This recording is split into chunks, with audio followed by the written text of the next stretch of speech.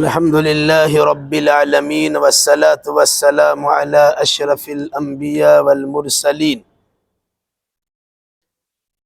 نبينا محمد وعلى آله وأصحابه أجمعين. أعوذ بالله من الشيطان الرجيم. بسم الله الرحمن الرحيم. قال يا أيها الملأ أيكم يأتيني بعرشها قبل أن يأتوني مسلمين. قال إفريت من الجن أنا آتيك به قبل أن تقوم من مقامك وإني عليه لقوي أمين.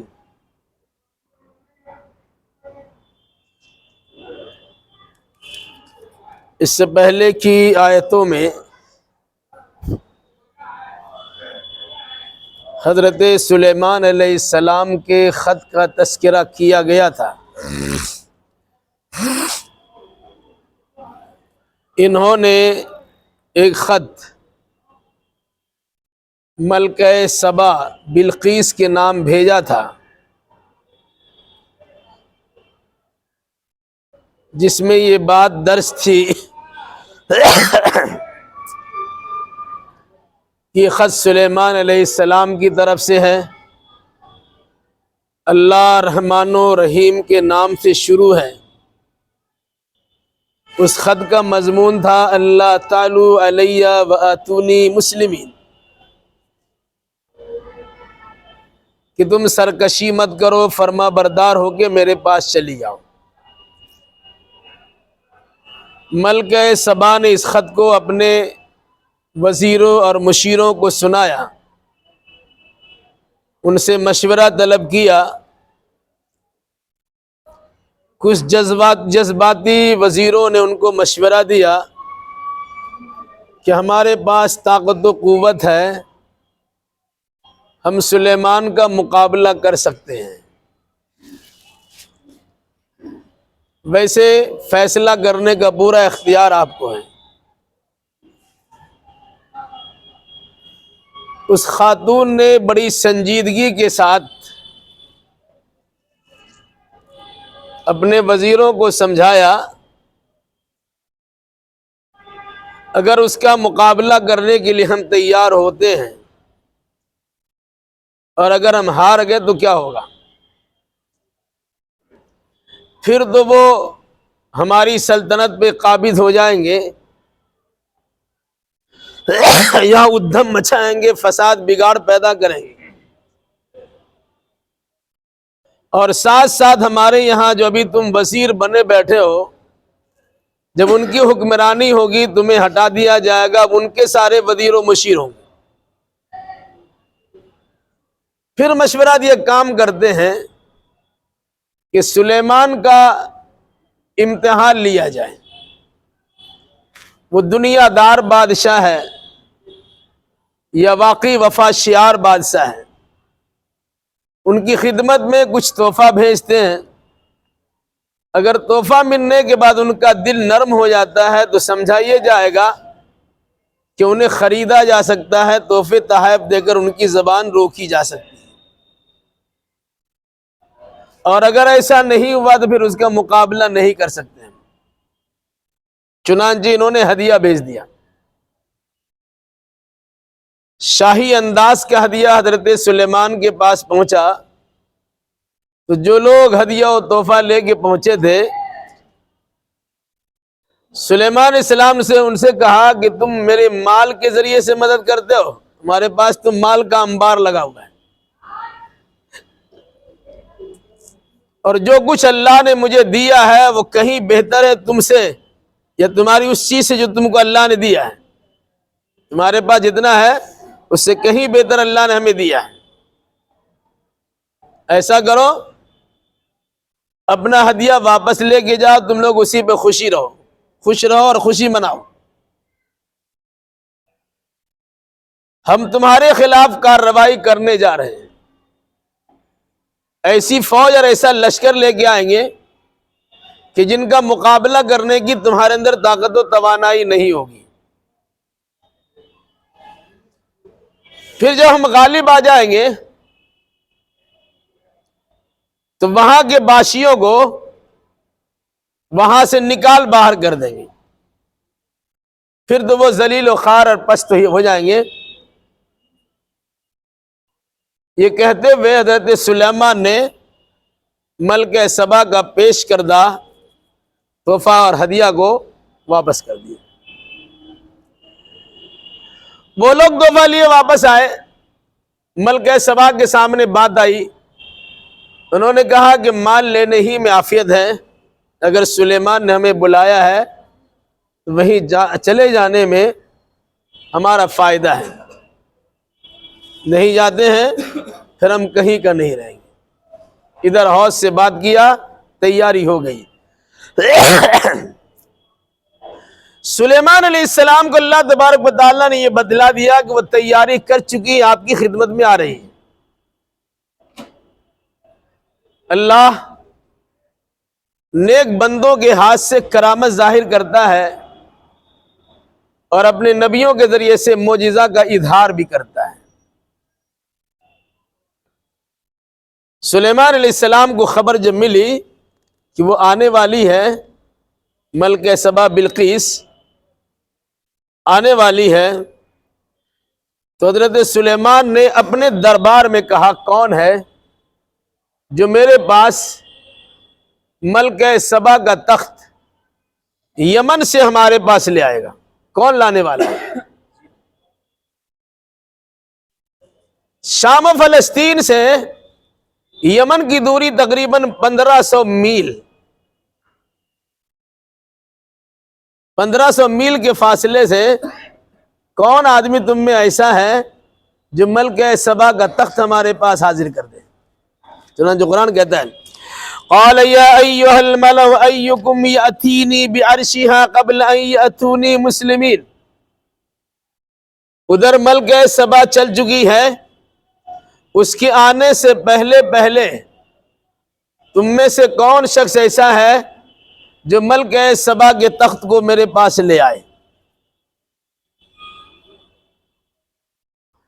قال عفریت من الجن، جنات میں سے کریل جن، مضبوط طاقتور جن نے کہا انا آتیک بہ قبل ان تقوم من مقامک، میں آپ کی خدمت میں ملکہ سبا کا تخت اتنی دیر میں لا سکتا ہوں جتنی دیر آپ اس مجلس میں بیٹھے ہوئے ہیں۔ آپ کی مجلس برخاست ہوگی، مجلس کے برخاست ہونے سے پہلے پہلے ملکہ سبا کا تخت 1500 میل کی دوری سے میں آپ کے سامنے حاضر کر دوں گا۔ مجلس کتنے دیر کی ہوتی ہے؟ 3-4 گھنٹے کی ہوتی ہے۔ ابھی جو مجلس بیٹھا کے رکھے اللہ کہ نبی سلیمان علیہ السلام، ان کے درباریوں میں سے عفریت جنات میں کا ایک مضبوط فرد نے کہا بس مجلس ختم ہوتے ہوتے ہم آپ کی خدمت میں اسے حاضر کر دیں گے۔ حضرت سلیمان نے کہا، دل میں سوچا، کہا یہ تو اور دیری ہو جائے گی، 3-4 گھنٹہ بہت بڑی چیز ہے۔ ساتھ ساتھ صرف عفریت نے، جنات نے کیا کہا وَإِنِّي عَلَيْهِ لَقَوِيٌّ أَمِينٌ، میں اس کام کے کرنے کی طاقت بھی رکھتا ہوں اور امانت دار بھی ہوں۔ یعنی 1500 میل کی دوری سے ملکہ سبا کا اتنا بڑا تخت ہے، میں اکیلا اسے حاضر کر سکتا ہوں، اتنی طاقت میرے پاس ہے۔ اور دوسری اپنی طرف سے ضمانت بھی دیتا ہوں کہ ملکہ سبا کے تخت میں کسی قسم کی خرد برد نہیں کروں گا، میں امانت دار ہوں۔ ہیرے موتی جواہرات جو اس کے اندر جڑے ہوئے ہوں گے ہم ان تمام کے ساتھ ویسی آپ کی خدمت میں حاضر کر دیں گے۔ وقت دیجئے، آپ کی مجلس ختم ہونے سے پہلے پہلے میں حاضر کر دوں گا۔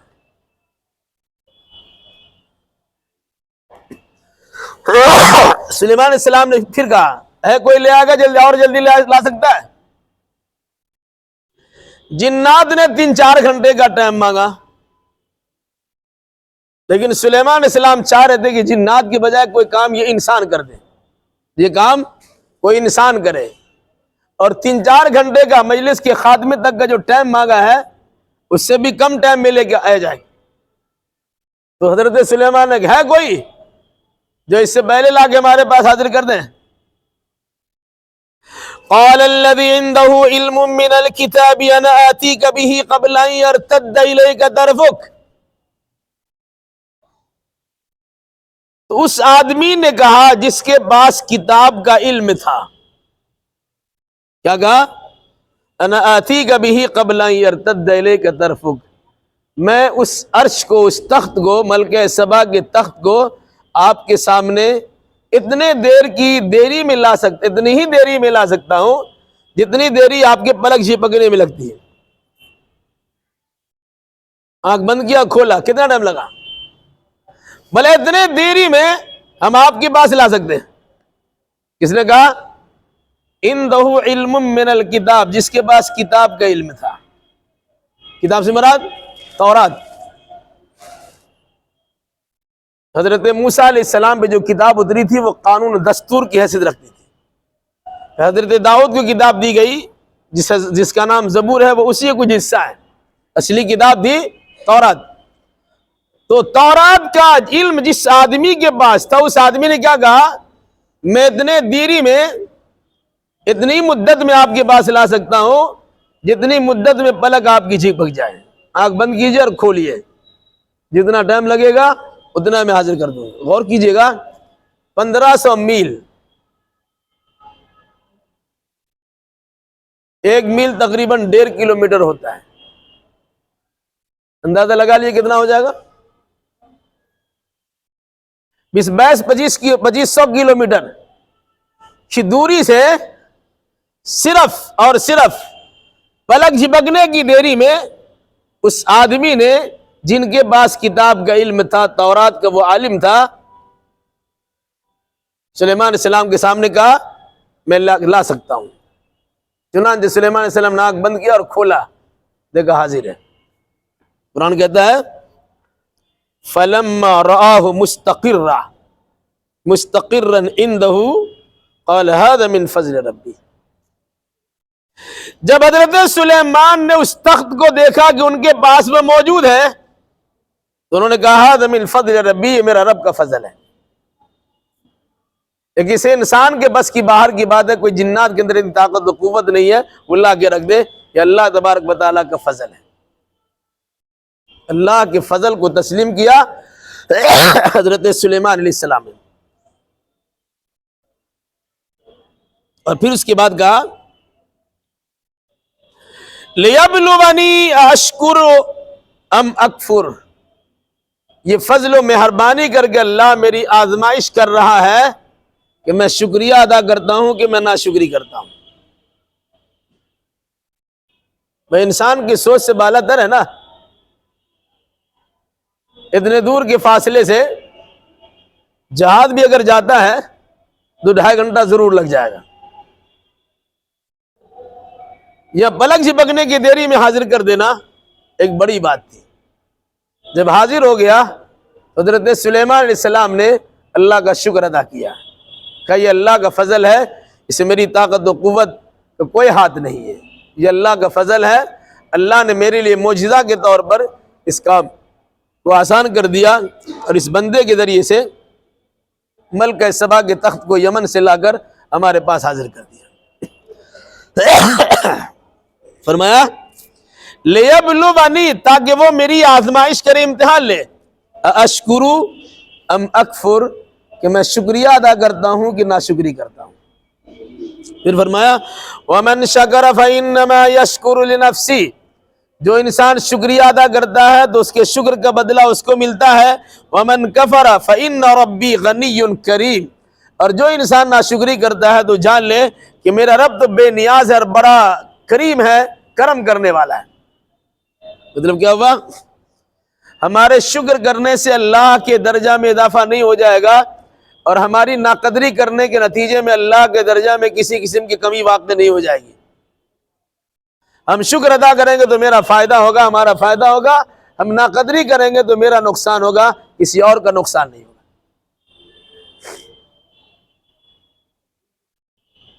اب غور کیجئے، جنات نے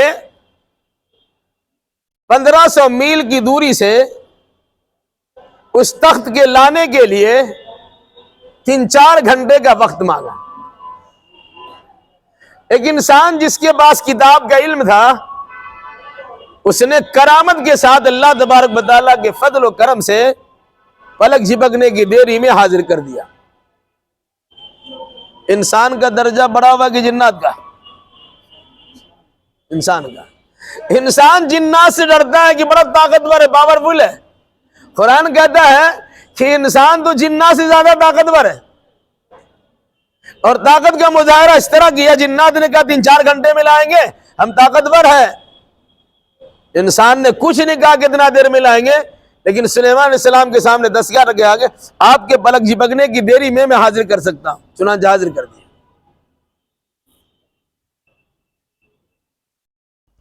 اب حضرت سلیمان کے پاس وہ ملکہ سبا کا تخت آ گیا۔ اس سے پہلے بات گزر چکی ہے کہ بڑا تخت تھا، بڑا خوشنما بھی تھا۔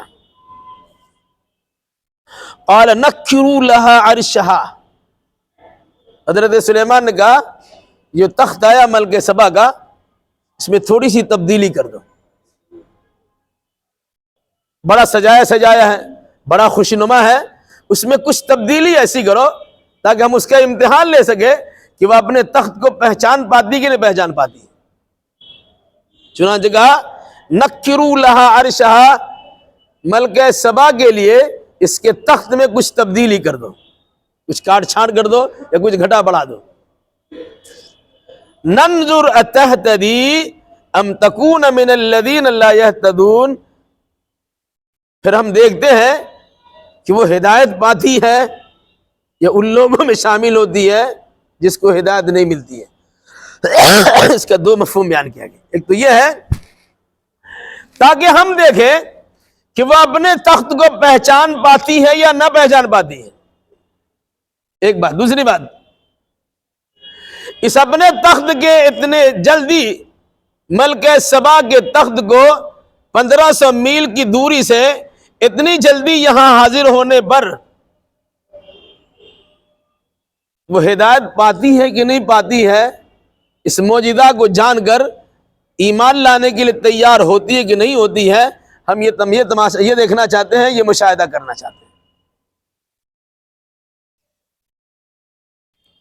فلما جاءت، پھر جب وہ آ گئی، ملکہ سبا کے آنے سے پہلے پہلے اس کا تخت آ گیا، پھر اس کے بعد وہ بھی آ گئی۔ قیل اہکذا عرشک، تو ملکہ سبا سے پوچھا گیا کہ آپ کے پاس بھی ایسا ہی عرش، ایسا ہی تخت ہے؟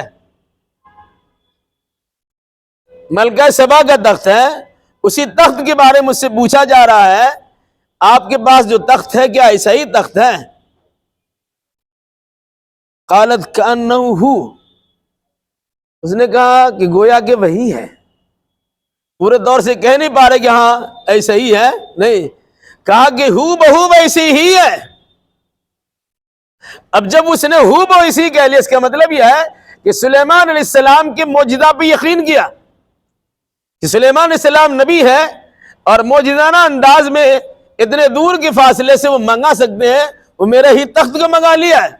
تھوڑی اس میں تبدیلی کی گئی، پوری تبدیلی تو نہیں ہے، جگہ جگہ تھوڑی تھوڑی تبدیلی کی گئی ہے، باقی سب تو ہماری پہچان کی ہے۔ اس لیے کیا کہا؟ کأنہ ہو، گویا کہ یہ وہی تخت ہے۔ وَأُوتِينَا الْعِلْمَ مِنْ قَبْلِهَا وَكُنَّا مُسْلِمِينَ، پھر وہ کہتی ہیں کہ ہمیں اس سے پہلے اس کا علم دے دیا گیا تھا، یعنی ہمیں بتا دیا گیا تھا، دل میں بات ڈال دی گئی تھی کہ سلیمان علیہ السلام نبی ہے، اور اللہ تبارک و تعالیٰ اپنے نبی کے معجزات کو ظاہر کرنے کے لیے تمہارے تخت کو تمہارے پہنچنے سے پہلے پہلے اللہ وہاں حاضر کر دے گا۔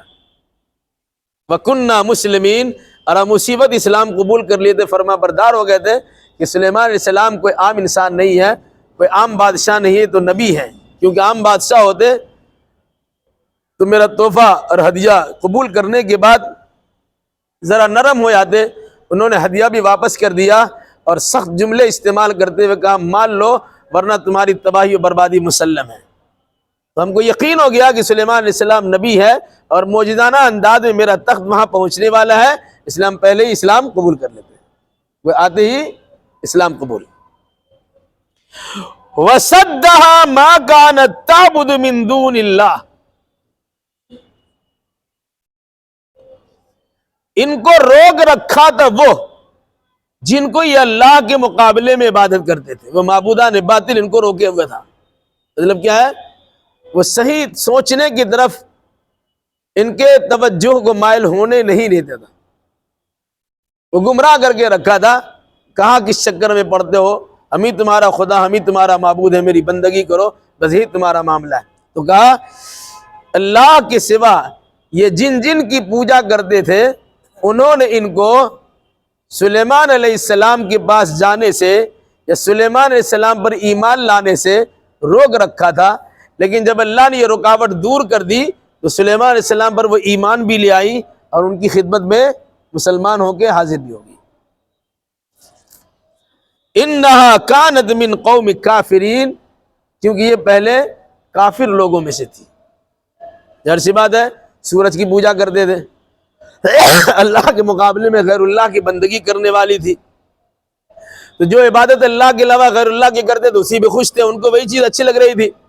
لیکن بعد میں اللہ تبارک و تعالیٰ نے شعور بخش دیا، توفیق دے دی، سلیمان علیہ السلام کے خط کا اثر ہوا اور ان کے بولنے اور ان کے سمجھانے کا اثر ہوا، وہ مسلمان بھی ہو گئی، سلیمان علیہ السلام کو نبی کی حیثیت سے تسلیم بھی کر لیا۔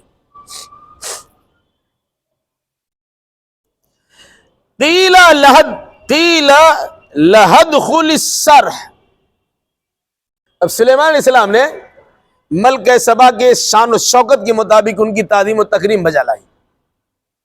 عام آدمی کو بلاتا ہے تو عام دعوت ہوتی ہے، ایک ملک کے بادشاہ کو بلایا جاتا ہے تو اسی انداز سے اس کی تعظیم و تکریم بھی ہونی چاہیے۔ حضرت سلیمان علیہ السلام نے ایک بہترین محل بنایا، اور ان کے پاس جنات میں حکمرانی تھی، ساز و سامان ان کے پاس موجود تھے، کم وقتوں میں وہ سارا سامان بن جاتا تھا۔ انہوں نے ایک مکان بنایا، ایک حویلی بنائی، ایک قصر بنایا، ایک بہترین تعمیر کرائی، محل بنایا۔ محل کس چیز کا تھا؟ بہترین سجاوٹ کے ساتھ محل تھا، اور نیچے میں ایسا شیشہ بچھا ہوا تھا کہ لگ رہا تھا کہ نیچے پانی ہے۔ قیل لہدخل السرح، کہا گیا ملک سبا سے اس محل میں داخل ہو جائیے۔ اب یہاں تو سب باتیں ہو گئی ہے، آپ نے اپنا تخت دیکھ لیا، پہچان بھی لیا، سب سے ملاقات ہو گئی ہے، چلیے آرام کرنے کے لیے محل میں چلیے۔ جب محل میں جانے کی باری آئی تو نیچے دیکھا، فلما رأتہ حسبتہ لجہ وکشفت عن ساقیہا قال انہ سرح ممرد من قواریر۔ پھر جب انہوں نے اس محل کو دیکھا، حسبتہ لجہ، انہوں نے تصور کیا یہ گہرا تالاب ہے، یہ گہرا پانی ہے، فرش ایسا لگا ہوا تھا جیسے لگ رہا تھا کہ نیچے پانی ہے، ایسا شیشے کا فرش بچھا ہوا تھا۔ ان کو محسوس ہوا کہ نیچے پانی ہے، یہ پانی پار کرنے کے بعد یہ اس گھر میں داخل ہو سکتے ہیں۔ وَكَشَفَتْ عَنْ سَاقَيْهَا، سب انہوں نے سمجھ لیا کہ پانی ہے، تو اپنا انہوں نے پینٹلی کھول دیا، بھائی پانی سے بھیگنے کے لیے اپنا کپڑا اونچے کر لیا۔ اسی کہا کشفت ساقیہا، انہوں نے اپنی پینٹلی کو کھول دیا، یعنی اپنے پیچھے چڑھا لیے، اپنے نیچے کے پائجامہ کو اوپر کر لیا۔ قال انہ سرح ممرد من قواریر، کہا یہ پانی وانی نہیں ہے، یہ ایسا محل ہے جس میں شیشے جڑے گئے ہیں، جو بچھا ہوا ہے فرش وہ شیشے کا بنا ہوا ہے، اور ایسا شیشہ ہے کہ جس کے ذریعے سے لگتا ہے کہ نیچے پانی ہی پانی ہے۔ تو آپ جو پینڈلی اٹھا رہی ہے، یہ اٹھانے کی ضرورت نہیں ہے، آپ کا پاؤں بھیگے گا نہیں، آپ شیشے پہ چڑھ رہی ہے، چلیے آرام سے چلیے، اپنے پیچھے چڑھانے کی اور اپنے کپڑے اٹھانے اور پینڈلی کھولنے کی ضرورت نہیں ہے، سیدھا چلیے۔ قالت رب انی ظلمت نفسی واسلمت مع سلیمان للہ رب العالمین۔ اس وقت ملک سبا نے اقرار کیا، کہا اے میرے رب میں نے اپنے اوپر ظلم کر رکھا تھا، ابھی تک جو میں تیری عبادت سے دور تھی، اللہ تیرے علاوہ غیر اللہ کی پرستش کر رہی تھی، سلیمان علیہ السلام کو آزمانے کی میں نے کوشش بھی کی، ہونا تو یہ چاہے کہ سلیمان علیہ السلام کی خط سننے کے بعد فوراً ان کے پاس آ جاتے، لیکن ہم نے ان کا امتحان بھی لیا۔ یہ سب جو کام ہم نے کیا ہے یقیناً میں نے اپنے اوپر ظلم کیا ہے، ایمان لانے میں میری جانب سے کوتاہی ہوئی، دیری ہوئی، ایسا نہیں ہونا چاہیے۔ اب میں کہتی ہوں وَأَسْلَمْتُ مَعَ سُلَيْمَانَ لِلَّهِ رَبِّ الْعَالَمِينَ، سلیمان علیہ السلام کے ساتھ اللہ پر ایمان یا اسلام کو لاتی ہوں جو سارے جہان کا پالن ہار ہے، یعنی سلیمان علیہ السلام کی پیروی بھی کر رہی ہوں، ان کی فرما بردار بھی ہوں، اور ان کے ساتھ اللہ تبارک و تعالیٰ کا فرما بردار بن رہی ہوں، مسلمان بندہ بن رہی ہوں جو اللہ سارے جہان کا پالن ہار ہے۔ غور کیجئے گا، ملکہ سبا وہ بھی ایک حکومت کی مالکہ تھی، سلیمان علیہ السلام بھی ایک حکمراں تھے۔ سلیمان علیہ السلام نے اپنی حکمرانی کا حق ادا کیا، انہیں پتا چلا کہ شرک اور کفر چل رہا ہے، ان کی روک تھام کرنے کی انہوں نے کوشش کی، انہیں دین کی دعوت دی، پیغام پہنچایا، اسلام قبول کرنے پر کہا، اور شاہانہ انداز میں خط لکھ کر در حقیقت ان کی یہ معرفت کروائی گئی، پہچان کرایا گیا کہ صرف آپ ہی بادشاہ نہیں ہیں، ہم لوگ بھی بادشاہ ہیں۔ بادشاہ ہونے کا مطلب یہ ہرگز نہیں ہے کہ انسان منمانی کرے، بلکہ بادشاہ ہونے کے بعد ذمہ داری ان پر زیادہ عائد ہوتی ہے کہ اللہ نے ان کو حکومت سے نوازا ہے، انہیں اللہ تبارک و تعالیٰ کا زیادہ شکر گزار ہونا چاہیے، اور اللہ کی شکر گزاری کی صورت یہ ہوگی کہ ہم اللہ تبارک و تعالیٰ پر ایمان لانے کے ساتھ ساتھ اللہ کی عبادت و بندگی میں لگے رہیں، اور اللہ کے بندے اور اللہ کی مخلوق پر ظلم و تعدی نہ کریں۔ اس مناسبت سے سلیمان علیہ السلام نے ملکہ سبا کو دعوتی خط لکھا، ملکہ سبا نے حالات کا جائزہ لیا، اللہ کے فضل و کرم سے ان کو اسلام و ایمان کی توفیق ملی، وہ ایمان بھی قبول کر لیے اور سلیمان علیہ السلام کے پاس حاضر ہو گئے۔ یہ ہے واقعہ جسے قرآن نے بیان کیا ہے اور حدیثوں میں بیان کی۔ بعض لوگوں نے کہا کہ پھر سلیمان علیہ السلام کا نکاح ملکہ سبا سے ہو گیا، اس کی کوئی دلیل نہیں، ایسی کوئی بات نہیں ہے ان کا نکاح ان کے ساتھ ہو گیا اور وہ ساتھ رہنے لگی، ایسا کچھ نہیں ہے۔ حضرت سلیمان علیہ السلام پر ایمان لانے کے بعد ملکہ سبا پھر اپنے ملک میں گئی اور پھر اپنے انداز میں سمجھانے بجھانے کی کوشش کی کہ بھائی اللہ تبارک و تعالیٰ کا فرما بردار بن کر ہمیں رہنا چاہیے اور اس طرح کی حرکتوں سے ہمیں گریز کرنا چاہیے۔ گویا انہیں پھر ان کو واپس کر دیا گیا اور ساتھ ساتھ انہیں دعوت و تبلیغ کرنے کی ذمہ داری سونپ دی گئی۔ اس اندازہ ہوتا ہے ایک بادشاہ کو بادشاہی مزاج رکھنے کے ساتھ ساتھ اللہ کا بندہ بن کر زندگی گزارنے کی کوشش کرنی چاہیے، جس میں بندوں کے لیے خیر ہو وہ کارنامے انجام دینے چاہیے۔ ساتھ ساتھ اگر حکمراں طبقہ طاقتور ہے تو ان کی ذمہ داری ہے دوسرے حکمراں طبقہ کو بھی دین کی دعوت دے، جس طرح اللہ کے نبی صلی اللہ علیہ وسلم نے صلح حدیبیہ کے پاس اپنے زمانے کے بڑے بڑے ملکوں کے سفیروں کو اور وزیروں کو اور بادشاہوں کو عمرہ کو خط لکھا تھا۔ اللہ کے نبی صلی اللہ علیہ وسلم نے بھی خط لکھا، اس میں بھی اسی انداز میں محمد بن عبداللہ بسم اللہ الرحمن الرحیم الی ہرقل عظیم الروم، اس طرح کا انہوں نے لیٹر لکھا تھا۔ جس طرح سلیمان علیہ السلام نے خط لکھا اسی نہج پر، اسی پیٹرن پر اللہ کے نبی صلی اللہ علیہ وسلم نے بھی خط بھیجا۔ آج ہماری کوتاہ فہمی ہے یا ایمانی کمزوری ہے کہ 55 سے زیادہ ممالک ہمارے پاس موجود ہیں، لیکن ہم اپنے اسلامی تشخص کو برقرار رکھے ہوئے نہیں ہیں، بلکہ ہونا تو یہ چاہیے کہ ہماری طاقت تو ہماری توحید ہے، توحید کے نتیجے میں ہمیں اللہ تبارک و تعالیٰ پر ایسا بھروسہ ہونا چاہیے کہ دنیا کے تمام ممالک کو ہماری جانب سے پیغام پہنچنا چاہیے کہ اسلام کی حقانیت کو قبول کرو، اسی میں تمہارے لیے عافیت ہے۔ لیکن آج ہمارا حال یہ ہے ہم آپس میں لڑتے ہیں اور دین کی خدمت کرنے کے لیے تیار نہیں ہیں۔ اللہ ہمیں اور آپ کو اور جملہ مسلمانوں کو کتاب و سنت کی روشنی میں حقیقت حال سمجھنے سمجھانے اور اسی مناسبت سے عقیدہ اعمال بجا لانے کی توفیق مرحمت فرمائے۔